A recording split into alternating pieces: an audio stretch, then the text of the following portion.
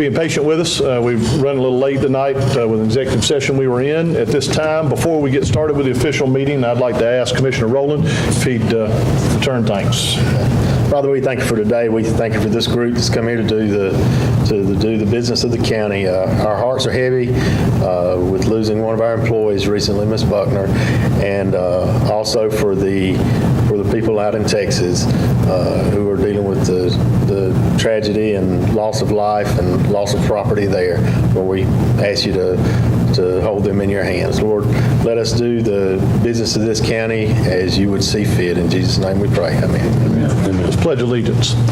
I pledge allegiance to the flag of the United States of America and to the republic for which it stands, one nation, under God, indivisible, with liberty and justice for all. All right, County Manager, do we have a quorum? We do. All right, at this time, I'd like to call this meeting of the Monroe County Commissioners to order. Let's look at our agenda here. First thing I'd like to do is get an approval of the agenda. So I'll entertain a motion. Can we leave off the minutes? I read the minutes and you didn't have the attachments with, you left the attachment, my attachment and Anita's attachment. They'll, after y'all approve them, they take the minutes and put the attachments with it to file. But I mean, we need it before to read to make sure that they approve at the same time. The attachment. Yes, I understand. I think you got it. Not typical. I mean, we'll start doing that now on, have the attachments as part of the draft minutes. But what you're saying, Yeah, we can get them next meeting. All right. Just, I make a motion that we approve the agenda and exclude the minutes. okay. All right, got a motion to approve the agenda, excluding the minutes. I got a second? Got a second? Well, I got a second from Commissioner Ambrose. Any discussion? All in favor? Motion passes. All right. So as for the minutes, All right, the process, if board agrees, the process for minutes from now on will be, the draft minutes will include the attachments from the previous meeting. all right, real good. Moving on down to reports from committees and departments, the financial report. You have that for us? Ashley will have that for you. We have Yes. what all do you have? Draft. 2018 budget, the revenues and the projected expenditure. These are for our review. Now, this is the very, Very basic draft. Okay. just to get started on the process of setting the tentative mill. The revenue numbers do include a $1 million increase already in the hospital. Okay. All right. Any questions for Ashley or for Anita on those?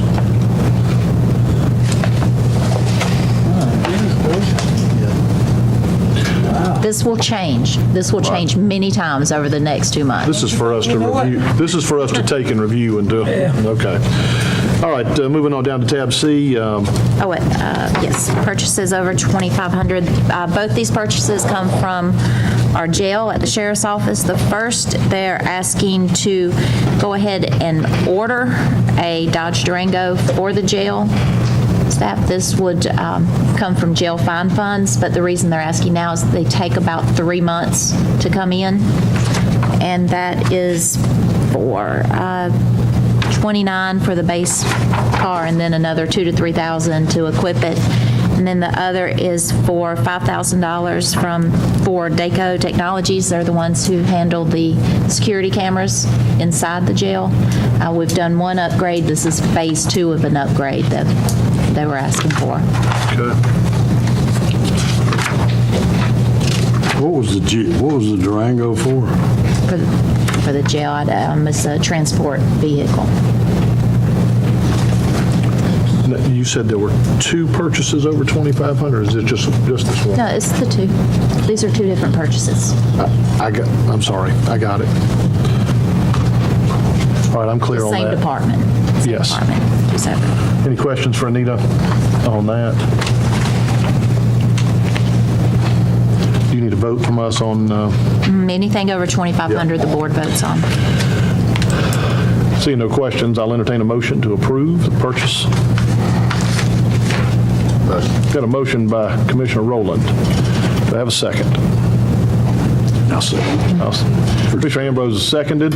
Any discussion? Yeah, where did you say the funds are going to come from for this? Jail fine From the funds. jail fund, they've got enough coming in to cover this? They do. Okay. Any more discussion? Hearing none, I'll call the question. All in favor of approving the purchase? Purchases. Motion passes. All right. Now, we don't have anything on the consent agenda. Under old business, the Development Authority payback agreement. I believe Bo Gregory is here. Bo, would you like to come and report on that? And we have Do you have what? an IGA. It's in. Oh, sorry. Yeah, sorry. I got it. Yeah. What's that? Yes, we have worked out everything with Mr. Tushar Patel. I wanted to mention that he is here. It's the gentleman that's doing the project and his son. We just met with the city regarding this on their portion of it, and that passed unanimously. What we're proposing is the $200,000 that we're going to pay as gap funding so they can move forward on the blighted property, demolish, and then build close to a little over $3 million investment project with the filling station that we talked about, which also has a Papa John's inside they're working on, a huddle house on the outside, and then the out parcel, which will be Zaxby's. We've worked with the city and the county attorneys to propose a split that yours is 77.5% to 22.5. It'll be roughly $155,000 over 5 years, no less than 5 years payback, which is equal to the portion of the new sales tax above the base that'll be created from the project, and then everything else on top of that's going to be sales tax gravy. Did you have any comments? No, I've worked on the agreement with Charlie. Just to highlight the important points that Bo hit is that the repayment from the county and the city will be split essentially the same as the lost, with the county as absorbing Culloden's 2.4%. So the county will refund 75.1% to the development authority, not Right, exactly. to the project, to the development authority. And that's approximately $155,000, and the city will repay 22.5% of the $200,000, which is about $45,000. And there's no specific payback period time, or it's not an amortized payback schedule. It's a pay it back within 5 years of today. Why should we pick up Culloden's percentage of it as opposed to the city? Because it's a blighted property in the city there. Why doesn't Culloden just pick up their part? The project's not in Culloden, it's in the city of Forsyth. I realize that, but they're going to make the county pay for their portion of it. Why doesn't the city pick it up? It's their blighted property. I think that's up to y'all, how y'all want to split that payment back. I mean, the city approved these percentages, and they're just being presented to y'all. I mean, that's... Well, yeah. I'd approve it at 70% for us and 30% for the city, too. Well, we're basing it on what the loss is. We negotiated the loss about 4 years ago, and that was basically a result of the population trends, and that's basically what it represents. And that's the amount of money we collect on the loss. So we're not losing anything. We're not losing anything, but we're picking up Culloden's 2.4%. I think it'd be more equitable. We'll pick up half and let the city take half. It's money that actually we would not have collected otherwise unless this went in. This is a projected sales tax coming from the project, basically. And we can go along with that. Culloden will just miss out on 2.4%. Same thing. Yeah. Basically, it's the same thing. In other words, we would not have collected. This $200,000 was to incentivize the project. And if we didn't go along with it, maybe the project would not have materialized. So we're not losing anything. Once this money is paid back to the Development Authority is fronting the money. And we don't, the only thing we touching, we won't be getting this money to the Development Authority to get their money back. So it works out. But correct me if I'm not wrong, when we split up the divvy it up like it's supposed to be now, Culloden's still going to get theirs, correct? Under the loss, Culloden will still get 2.4. Right, that's what I mean, so we are losing. Yeah. What's that equate to? The $5,000. Okay. City of Culloden does not have a property tax. Lost proceeds are put in place to offset property taxes. So you can't take taxes away that don't exist. I've got no problem with that, but I just think that I mean, it might be trivial, but let us pay $2,500, let the city take the other $2,500. That could buy some equipment for the fire department, could buy a lot of stuff. I mean, why are they dumping on us? They voted before we did. Give us the vote first, and we'd put it the other way. Well, we sort of hold up Culloden. We do. I've got nothing wrong with Culloden, us playing their part. Okay, so at this time, we've got a intergovernmental agreement to approve. I've got a motion to approve the agreement. Do I have a second? A second. I got a second. Any further discussion? John? Eddie? No? Larry? All right, hearing none, I'll call the question. All in favor of approving this agreement as it sits? Any opposed? All right, motion passes 3-1. Thank you. All right, yes, thank you all very much. We're looking forward to seeing that progress and have y'all coming into the community. Yes, sir. The estimate, I believe, that you were giving me was, once you're finished off and begin the building part, it's 13 months to be up, and the Super Chicken LLC, Zaxby's, should start 90 days after they're done with grading and proceed forward, so. Okay, great. Very short. good. In the long run, a very short time to have something up on that side and generating revenue. Great, yeah. Appreciate you. Thank you for investing your money in Monroe County. Yes. All right. I am ready to make a recommendation. All right. At this time, we have on the agenda the appointment of the EMS chief, county manager. We had two qualified candidates, qualified in different ways. One with the 30-plus years experience in very large areas with a lot of manpower and big budget, who for some reason found us interesting enough to apply. And then we have another with years of experience, but has a degree in Monroe County, so to say. Each one is heavily weighted in its own way. But my recommendation would be to name Matt Perry as EMS chief of Monroe County. Okay. County manager is making a recommendation for Matt Perry as the EMS chief. Anybody have a motion? I'll entertain a motion to move forward on that. I motion. I motion we appoint Mr. Franklin H. Edwards. Can I get a second? Okay. Got a motion to appoint the other candidate, Mr. Franklin Edwards. You had two motions at the same time there. Well, I mean, That's okay. I got it. Do I have a second?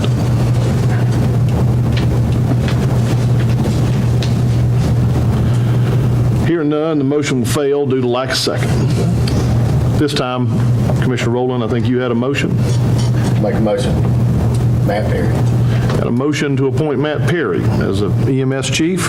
Do I have a second? I got a second from Commissioner Ambrose. Any discussion? Yeah, after reviewing the applicant's credentials, it is by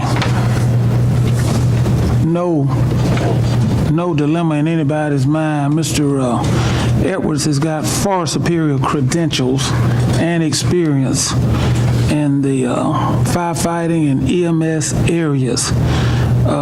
He's got a master's degree in public administration, and several degrees. He's and from several different universities. And also, he's got a demonstrated managerial background.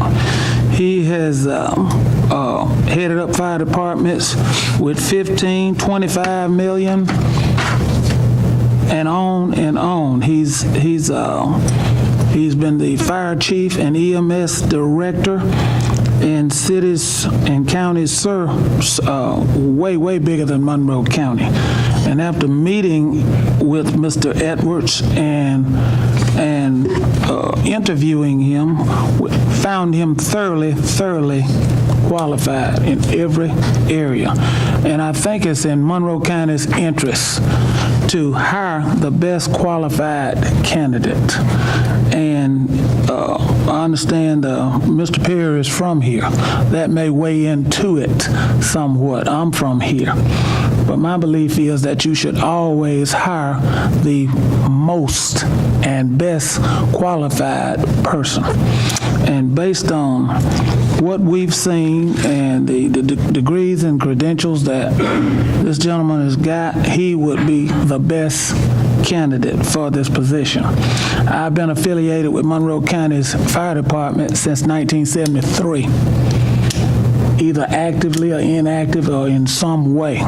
And I've been on this board 30 years and picked most of the other fire chiefs, and they may have lived in the general vicinity. But we've never had a person with this level of experience and education to apply for this position or any other I can remember here in Monroe County. And I think we're missing an opportunity. It's time for us to move forward and do the best we can. But it is my belief, and I'm basing that on the actual evidence I've seen of his background, his education, he's the best candidate. Do you believe that Matt Perry is not qualified to be fire chief? I wouldn't say not qualified, but he's not even in the ballpark with Mr. Edwards. He all of his experience is basically localized, and this gentleman has worked in several fire departments. He's got a demonstrated ability. And once again, I'm from here. I like home people. That's why I'm here. That's why I moved back here. But we always should look to get the best product for our dollar. And in this particular case, there is absolutely no comparison with Mr. Edwards. And like I say, he's thoroughly versed, not only with his education, he is a very, very well-versed person, highly intelligent. I'm talking, this is not an open session. We have a situation where you look at the best qualified person. That's the way it works, and I think that. And that's all of it. Now we can vote. Any other discussion? Yes, I do. I agree with Commissioner Evans that Mr. Edwards has a master's degree, his education. Mr. Perry has a bachelor's degree. I agree with Commissioner Evans that Mr. Edwards has more years of experience. He has managed budgets $15 to $30 million. He has managed employees 100 to 300 employees. I can't discount that at all, but I choose Mr. Perry. There is something to be said in a small county for local people. And there is something to be said for our department morale and how it will affect us if we don't choose local. I'm not saying that's the only criteria, but I'm saying it is a criteria. It is something to consider. The education, again, and the experience of Mr. Edwards is far superior, but when we interviewed both, Mr. Perry immediately brought up some things in this county that he knew exactly what we were talking about, and he knew about avenues that we could take that Mr. Edwards had a big learning curve when he came here, and he was used to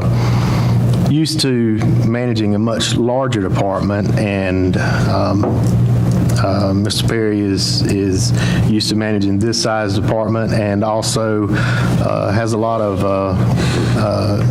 he has a good repertoire with Forsyth and with the fire chief there, and I just thought those were important as well. Any other discussion? He did mention that Mr. Perry was used to managing a department this size. This would be his first opportunity. Yep. Okay, we ready? I'll just say that I agree with Mr. Evans on the fact that the guy's better qualified. Actually, he's overqualified, and he's retired.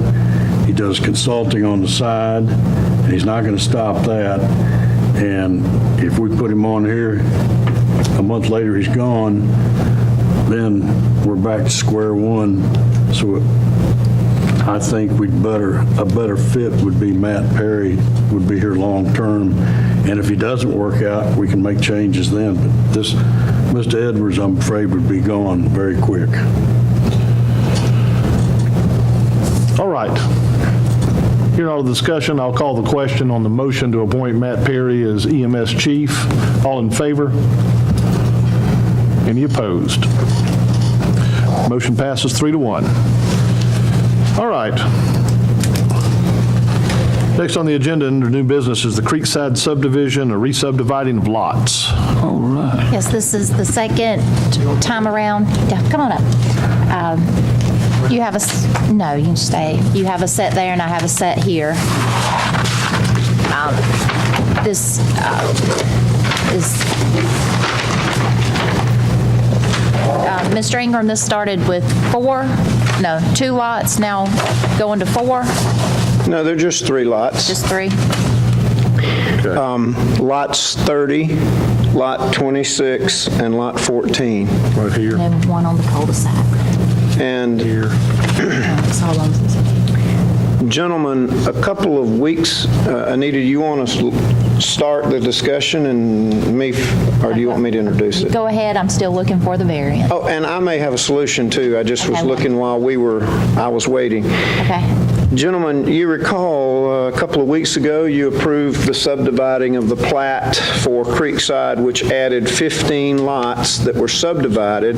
They were typically 3 to 5 acres. They were oversized lots. Back in 2008, when this subdivision was built, there was a lot of demand for that. But nowadays, 1 to 2 acre lots is the most you want to have, and if you have more than 2 acre lots, a lot of cases, it adds to the price such that you can't afford to put a house on the lot. And so what we did was we subdivided 15 lots last meeting that I was here, and you graciously approved those lots, and I thank you for that.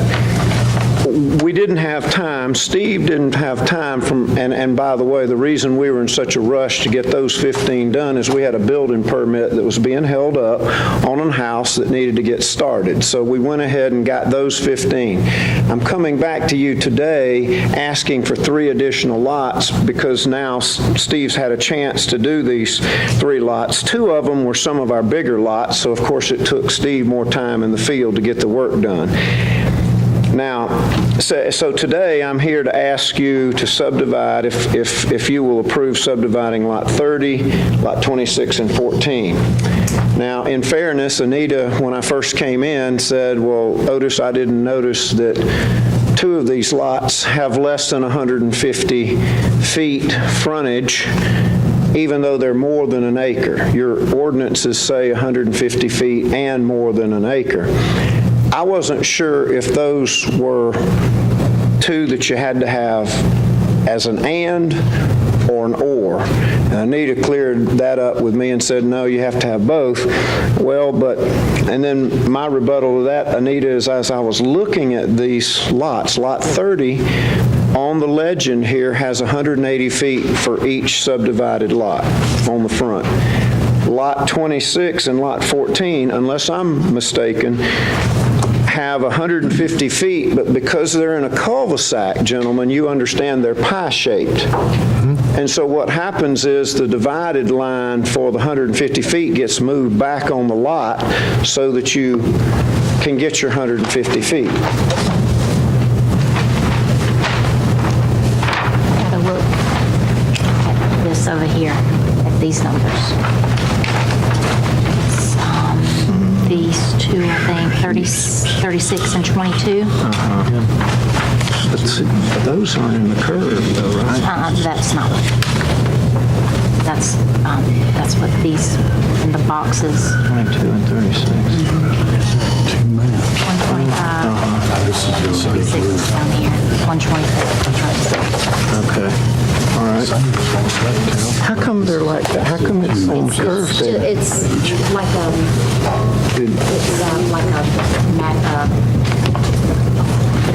legend. It's Okay, just did a Steve legend. was he thinking they were in the cul-de-sac? No, Okay. it's just, All right.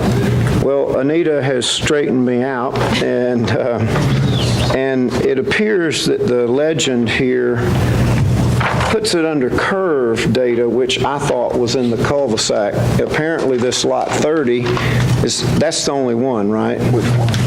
The Lot 30 doesn't meet, it's 125 feet and 125 feet. If you look on the curve data lines, 22 and 36 under curve data, which is the second page, it's 125, 125 feet. So that one would not, but the other two would meet the requirements. And so I guess, Anita, I'm asking if we could have a variance for the Lot 30 and then approve lots 14 and 26 since they qualify. that's under 100.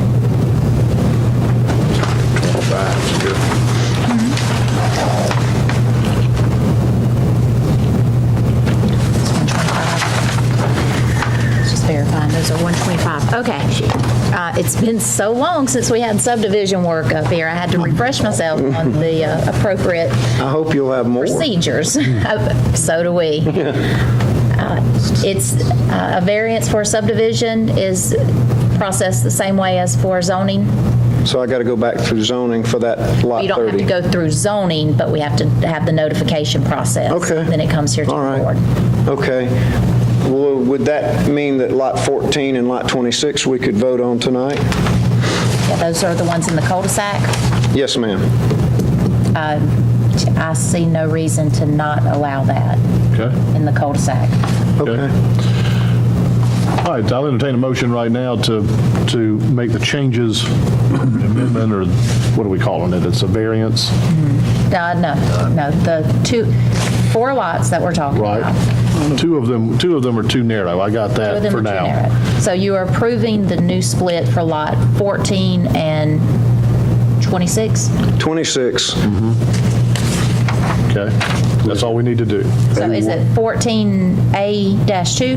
A1 and A2. A1 and A2, and then lot 26? 26, A1 and A1 and A2. So it's two lots turned to four. Okay. And then just specify in the minutes which one he's going to do the variance on too, just so it's clear. Okay. Just For the record, the variance, I will come back and ask for a variance on lots 30, A1 and 30, A2. Yes. Okay. All right, we need a motion on that. They've done just a shift in the feet. I move. A motion from Commissioner Evans to make the appropriate changes, and a second from Commissioner Rowland. Any discussion? Hearing none, I'll call the question. All in favor? Any opposed? Thank you. Motion passes. Thank you, Otis. Thank you, gentlemen. We'll see you again soon. I'll come back. Need these plats. Oh, yeah. You need these. You can leave here. Oh, You can sign them with the wrong can't ones sign them on with the 125 ones on there. No problem. there. You want me to mark it? Maybe he'll sell some lots and build some houses, and you can have something to sell. Who knows? Okay, thank you, Otis. Sell All some right. houses. The next item on the agenda under new business is the selection of a voting delegate for the legislative conference to be held up in Augusta in October. I nominate Chairman Tapper. I'm gonna decline the nomination. Let me tell you why. That's gonna be, it's for that particular day, I have to be in Atlanta. And so Commissioner Rowland is also going to be there at that convention, Good. and so. Well, I nominate Mr. Rowland. I didn't know. I'll second that I'll be in nomination. Las How about Vegas. that? You know, all right. Any discussion? Seeing none, I'll call the question. All in favor? Commissioner Rowland, congratulations. Yes, sir. You're the voting delegate for the legislative conference. I'll vote in Las Vegas. All right. The next item on the agenda is to begin the process of the abandonment of Julie Lane. Yes, and Go ahead. Ms. Patel, you want to come up? Yeah. Vidya. Julie Lane dead ends to the property operated as the SRIM Center. And there are expansion projects and big dreams galore that are happening out there. And part of their vision would be to do more, let's call it dirt work, what it is, where the existing county road is now. They are asking for a portion of the county road that dead ends to their property be abandoned so that they have that entire piece. Okay. The length that they're asking to have abandoned is 788 foot and 59 inches. The process would be this board would vote to start the process, then we would start advertising, Have public hearing. have public hearing, and then the final motion would be made. Okay. I believe I understand. I got it. It's 788.59 feet, right? To be abandoned. That's not the total length. I thought of you the said 59 inches. Sorry. road. I think I did say that. So at this point, And Janet wrote it down, so it's official now. at this point, you need a motion to move forward on the, Yes. to move forward with Has the an interest in process. moving forward on this process. So let me, just to keep the process moving here, at this time, I'd entertain a motion to move forward with the process. So move. Got a motion from Commissioner Evans. Les County Road. Got a second? Got a second from Commissioner Ambrose. Any discussion? Any questions for Ms. Patel? Would this restrict any other property owners' access to their property? No other access. This touches a piece of another property. They are in negotiations now to acquire that property. If they acquire it, it's all going to the same person. If they don't acquire it, that portion of the road would be split between the two property owners. And by looking at this piece of paper we're looking at, you're talking about the property to the right of it? Yeah, where's, showing me, Talking on- show him right here. about the other property owner.